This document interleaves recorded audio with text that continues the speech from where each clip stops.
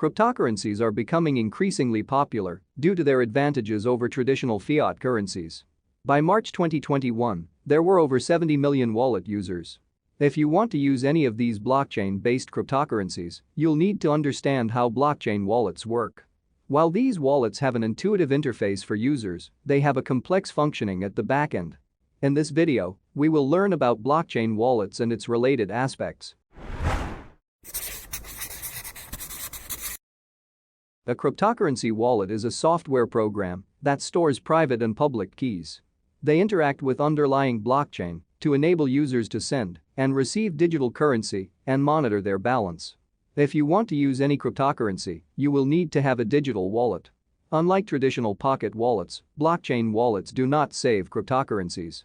They keep a record of all transactions related to the currency and store them on blockchain. Crypto wallets are pseudonymous, not anonymous. While wallets aren't tied to the actual identity of a user, all transactions are stored on the public ledger of blockchain. Many governments now regulate cryptocurrency exchanges. In fact, in many countries, users are expected to submit their identification documents while opening an account. Whenever you create a blockchain wallet, you are provided a unique set of private key and a public key that is associated with your wallet. User can share the public key with anyone in order to receive funds. The private key is similar to password. By entering your private key, you verify that you own the coins and then you can transfer them to someone else. If someone gets access to your private key, you might end up losing all the cryptocurrency deposits in your account. Whenever someone else sends coins to you, they are assigning the crypto to your public address. The public address is not your wallet address, but a hashed format of the wallet address. To be able to spend those coins and unlock the funds, the private key stored in your wallet must match the public address the currency is assigned to. If the public and private keys match, the balance in your digital wallet will increase and the senders will decrease accordingly.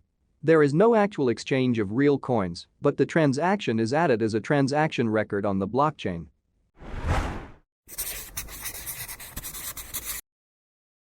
There are primarily two types of blockchain wallets based on private keys: hot wallets and cold wallets. Hot wallets are online wallets through which cryptocurrencies can be accessed on internet. Private keys are stored in the cloud for faster transfer. They can be accessed by a desktop or mobile device, but there is a higher risk of hacking. Examples are Coinbase and Blockchain.info. Cold wallets are digital offline wallets where the transactions are signed offline and then disclosed online.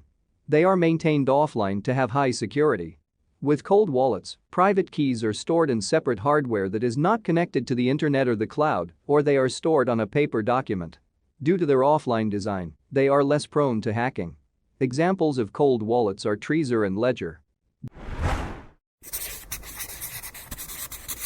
Based on type of storage, wallets can be further grouped into three types: software wallets, hardware wallets, paper-based wallets. Number 1. Software wallets. A software wallet is an application that is downloaded on a device. It could be a desktop or a mobile device, or it could be a web-based wallet that can be accessed online. Bread Wallet, Jaxx, and Copay are popular software wallets. We can further categorize software wallets as desktop wallets, online wallets or web wallets, and mobile wallets. Desktop wallets. Desktop wallets are cold wallets in which the private keys are stored in cold servers in your desktop. You can unplug the wallet from the internet, do some offline transactions, and then bring it back online. In case the main server is lost, then your desktop is used as a backup server. Electrum is one of the most popular desktop wallets. Online wallets. These are hot wallets that run on the internet. Users have the benefit of accessing these wallets across any device. The private keys are stored online and are managed by a third party. GreenAddress is an example of online Bitcoin wallet. Mobile wallets. Mobile wallets are similar to online wallets, except that they are built only for mobile phone use. Mycelium is the best available mobile wallet. Number 2. Hardware wallets. A hardware wallet is a type of cold storage device that stores the user's private key in a protected hardware device. They are less prone to malicious attacks and are hack-proof. Ledger, Trezor, and KeepKey are the top hardware wallets on the market. Number 3. Paper-based wallets. A paper wallet is an offline process for storing cryptocurrencies. This wallet is a printed paper that has both your private key and public key, which are accessed using a QR code. Since these wallets are safe, they are widely used for storing large amounts of cryptocurrencies.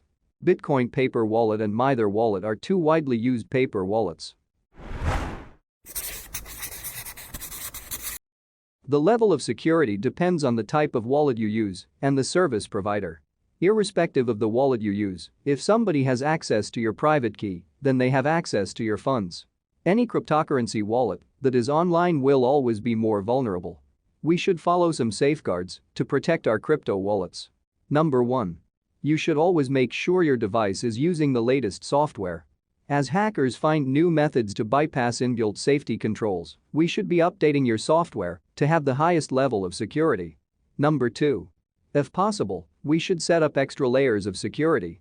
There are many crypto wallets that allow you to set up two-factor authentication. Number 3. It is also a good idea to consider a wallet that allows multi-signatures. Basically, a multi-signature wallet means that to send funds, the user must authenticate the transaction using two or more separate devices. Number 4. It is also recommended to back up your wallet regularly. In case we lose our hardware or software becomes corrupt, you could still regain access.